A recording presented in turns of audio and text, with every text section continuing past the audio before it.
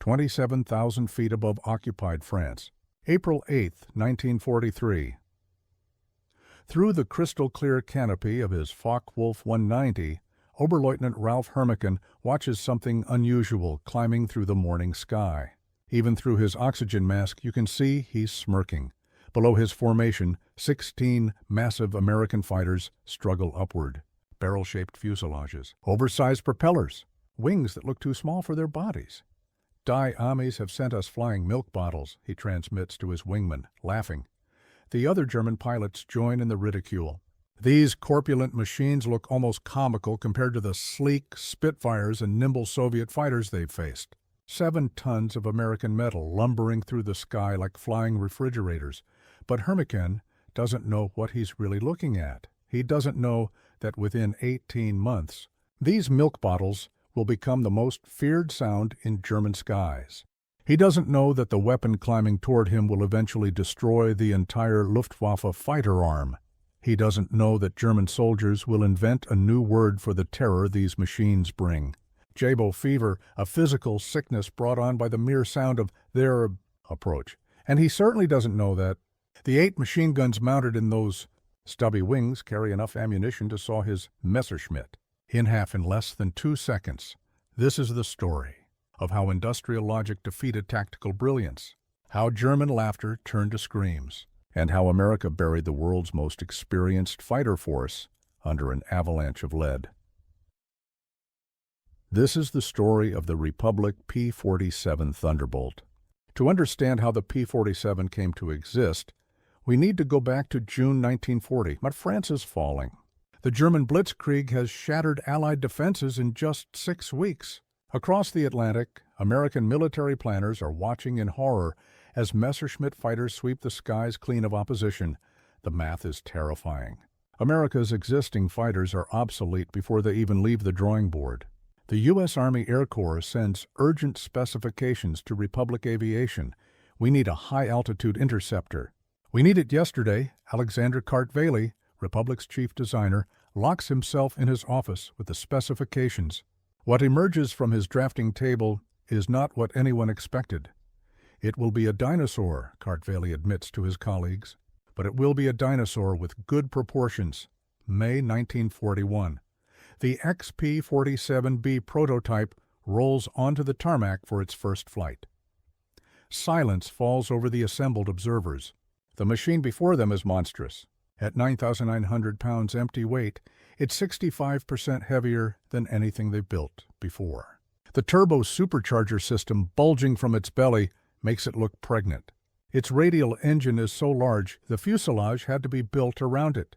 Test pilots stare at the machine and ask the obvious question, this thing actually flies? Not only does it fly, at altitude, it excels. The Pratt & Whitney R2800 double wasp engine produces 2,000 horsepower. But the real magic happens at 27,000 feet, where the turbo supercharger kicks in. While German fighters gasp for air in the thin atmosphere, the P-47 maintains sea-level power. Up there, where the sky turns dark blue and the air is too thin to breathe, the Thunderbolt is king. But there's a problem. A deadly problem. The 56th Fighter Group begins training with P-47's in early 1943. Within months, they've lost 18 pilots and 41 aircraft. Not to enemy action. To accidents. The Thunderbolt is a killer. It torque rolls on takeoff if you're not careful. It accelerates so fast in a dive that pilots black out. It's so heavy that forced landings become death sentences. The machine demands respect, demands mastery, demands that pilots abandon everything they thought they knew about flying fighters. Lieutenant Robert Johnson, a future ace with 28 kills, describes his first flight. It was like strapping yourself to a locomotive. The power was unbelievable. You didn't fly it, you aimed it. Those who survived the learning curve discover they're flying something unprecedented. Not a fighter in the traditional sense. Something new, something terrifying. A flying gun platform that can absorb punishment no other fighter can survive and deliver firepower that turns enemy aircraft into aluminum confetti. By March 1943, the first P-47 units are declared operational. They're shipped to England. They're about to meet the Luftwaffe. The Luftwaffe has been fighting since 1939. Their pilots are veterans of Poland, France, Britain, and the brutal Eastern Front. They've shot down thousands of aircraft. They're the most experienced fighter force in human history. The Americans have 0 days of combat experience. The first contact, April 8, 1943. We return to where we began. Major Donald Blakesley, commanding the 335th Fighter Squadron, spots the German formation positioning for attack. His radio crackles with nervous chatter from his pilots. These are the best young men America can produce, but they've never seen combat, never been shot at, never watched a friend die. Blakesley knows the Thunderbolt's weaknesses. It can't turn with the nimble Focke-Wulfs. It can't climb with them. In a traditional dogfight, his pilots will die. But the P-47 has advantages the Germans don't yet understand. Stay in formation, Blakesley orders. Use your speed. Use your firepower. Don't try to dogfight. Boom and zoom. The Germans dive to attack. What happens next changes everything. The first P-47 to fire its guns sends a stream of tracer fire so dense it looks solid. 8 50 calibers. Browning machine guns synchronized to fire through the propeller arc. 3,400 rounds of ammunition. A combined rate of fire of 6,000 rounds per minute. A German fighter crosses that stream for less than a second. The wings fold. The fuselage disintegrates. The pilot doesn't have time to bail out. Hermican pulls hard, trying to get on a Thunderbolt's tail. But the American pilot doesn't turn to fight. Instead, he pushes the throttle forward and dives. The P-47 accelerates like a stone dropped from a cliff, hitting 500 miles per hour. The Focke-Wulf tries to follow, but the pilot blacks out from the G-forces. By the time Hermican recovers, the American is gone. The engagement lasts 7 minutes. The Germans shoot down 2 P-47s. The Americans claim 3 German fighters destroyed, but something more important has happened. The psychological equation has changed. German pilots return to base talking about the firepower, about the speed, about P-47s absorbing cannon hits that should have torn them apart and flying home anyway. The Luftwaffe files its first report. New American fighter, heavy, adequate performance, extreme firepower, unusual durability. That word, unusual, is important, because durability becomes the P-47's secret weapon. The Flying Tank May, 1943, Lieutenant Robert Johnson is attacking a formation of German bombers when Focke-Wulfs bounce him from above. Cannon shells punch through his aircraft. His windscreen shatters. His hydraulics fail. His radio goes dead. Blood runs down his face from shrapnel wounds. He counts the hits later, over 200 holes. Cannon rounds that should have blown him apart instead passed clean through, striking nothing vital. The P-47's air-cooled radial engine can lose cylinders and keep running. Its fuel tanks are self-sealing. Its control cables are redundant. Republic engineers built it like a bank vault with wings. Johnson makes it back to England. His crew chief stares at the wreckage in disbelief. "Sir," he says quietly, "this airplane saved your life." The word spreads. Pilots who would have died in Spitfires or Mustangs walk away from P-47s. The aircraft develops a reputation. It brings you home. German pilots notice. Their reports change. American fighters demonstrate unusual structural integrity, require multiple cannon hits for confirmed kills, but the Luftwaffe still believes they have the advantage. Their fighters are faster in level flight. They climb better. They turn tighter. But to learn that none of that matters, the Evolution, January 1944, the P-47D-22 arrives in England with a modification that changes everything: a new propeller. 4 blades instead of 3. Paddle-shaped, wider, more efficient. The climb rate jumps dramatically. Suddenly, Thunderbolts can match or exceed German fighters in vertical performance. The one advantage the Luftwaffe counted on, getting above the Americans, evaporates. Hauptmann Heinz Knoke, a Luftwaffe ace, writes in his diary, "These are not the same machines we laughed at last year. The fat American fighters have learned to climb. But it's the sound that truly terrifies German pilots. The new propeller tips exceed the speed of sound. The result is a distinctive roar that can be heard for miles, a deep, thundering boom that announces the P-47's arrival long before it appears. German troops coin a new name, Donnerschlag, thunder strike. When you hear that sound, you run. You dive into ditches. You abandon your vehicles, because what follows is death from above. The Avalanche, by March 1944, P-47's carry external fuel tanks that extend their range deep into Germany. The Luftwaffe can no longer hide. No airfield is safe. No formation can escape. Major Günter Rahl, with 275 confirmed victories, is one of Germany's greatest aces. He survived years of combat on the Eastern Front. He's fearless. But after encountering Thunderbolts in 1944, he writes, "They came down like an avalanche. Not individual fighters, a wall of metal. Solid streams of fire converging from multiple angles, instant death. No evasion possible. The mathematics are simple and brutal." A typical Luftwaffe formation might have 12 fighters. They're attacked by 40 P-47's, each carrying 400 rounds of ammunition. The Germans shoot down 2 or 3 Americans. The survivors land, are debriefed, and fly again the next day in new aircraft. The Luftwaffe loses 8 fighters. Irreplaceable pilots die. There are no reserves, no replacements. The next mission, they fly with 4 aircraft, then 2, then none. This is not a battle of tactics. It's a war of attrition. And America has already won. The terror campaign, but the Thunderbolt's true horror, is yet to come. Mid-1944. The P-51 Mustang arrives in large numbers, taking over long-range bomber escort duties. The P-47, freed from escort missions, transforms into something new.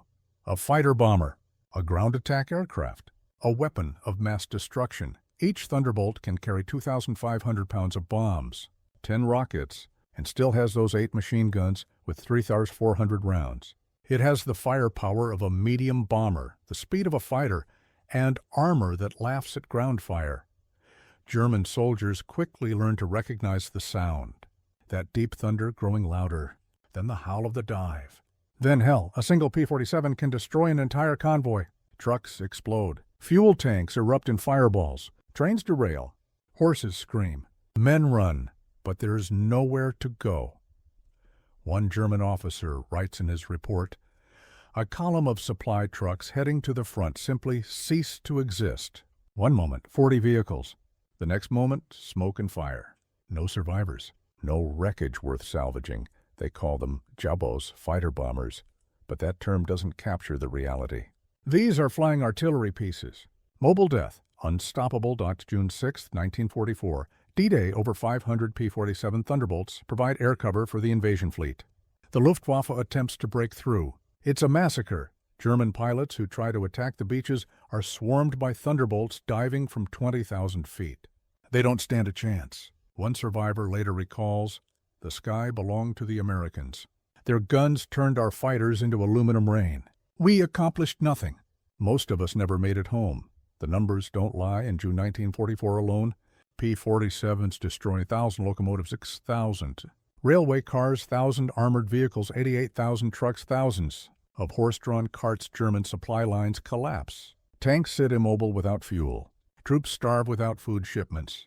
Ammunition doesn't reach the front. Field Marshal Erwin Rommel writes to Hitler, "The enemy's air superiority is crushing our ability to maneuver. Moving anything in daylight is suicide."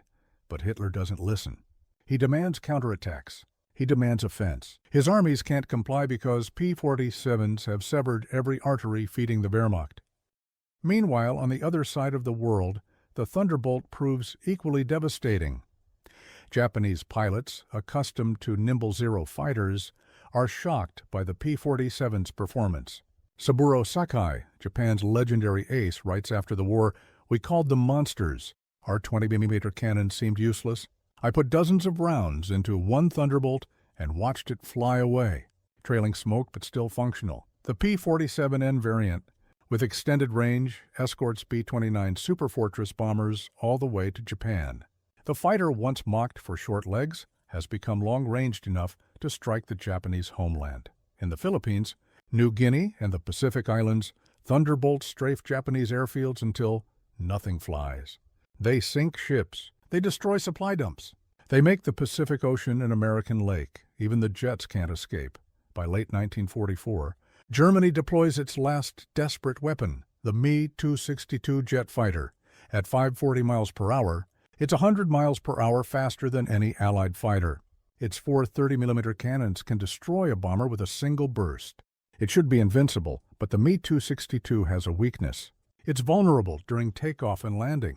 And P-47 pilots have learned to hunt. They orbit German airfields at high altitude, waiting. When the jets appear, heavy and slow after landing, Thunderbolts dive at 500 miles per hour. The jets don't have time to accelerate. Lieutenant Colonel John C. Meyer shoots down an Me-262 in November 1944, proving that even Germany's miracle weapon can't escape the Thunderbolt. By 1945, Republic produces the P-47M variant, a stripped-down speed demon that can reach 470 miles per hour, fast enough to chase jets. Powerful enough to kill them, the industrial avalanche, but tactics and technology aren't what defeat Germany. Its numbers, Republic Aviation builds over 15,000 P-47 Thunderbolts. One aircraft rolls off the assembly line every single hour. Factories in Long Island work 3 shifts, 24 hours a day, 7 days a week. Ammunition plants produce tens of millions of .50 caliber rounds every month. Enough ammunition to fire continuously for years. Pilot training is equally overwhelming. America graduates 30,000 pilots annually. Each receives over 400 hours of flight training before seeing combat. They learn in safe skies with experienced instructors, with fuel to spare. Germany trains pilots with 100 hours total, sometimes less. They learn in skies filled with Allied fighters. They train on ration fuel. Many die during their first mission. One captured German ace, interrogated after the war, speaks the truth everyone knows but won't say. You Americans don't understand war. You throw resources at problems until they disappear. We shoot down 10 of your fighters. You build 20. We train an ace over 5 years. He dies. You train 200 mediocre pilots in 6 months. They overwhelm us with numbers. He pauses, staring at his hands. We laughed at your milk bottles in 1943. We laughed at your tactics. We laughed at your inexperience. We're not laughing now. You buried us, not with skill, with steel. Jabo fever. By early 1945, German pilots report a new phenomenon, Jabo fever. Nausea before missions, shaking hands, vomiting, panic attacks, physical illness brought on by psychological terror. They know the statistics. They know that taking off means facing 40 or 50 Thunderbolts. They know their chances of survival. They know their Focke-Wulfs and Messerschmitts are worn out, poorly maintained, fueled with synthetic fuel that barely works. They know they're dead. They just don't know when. One pilot refuses to fly. He's court-martialed and shot.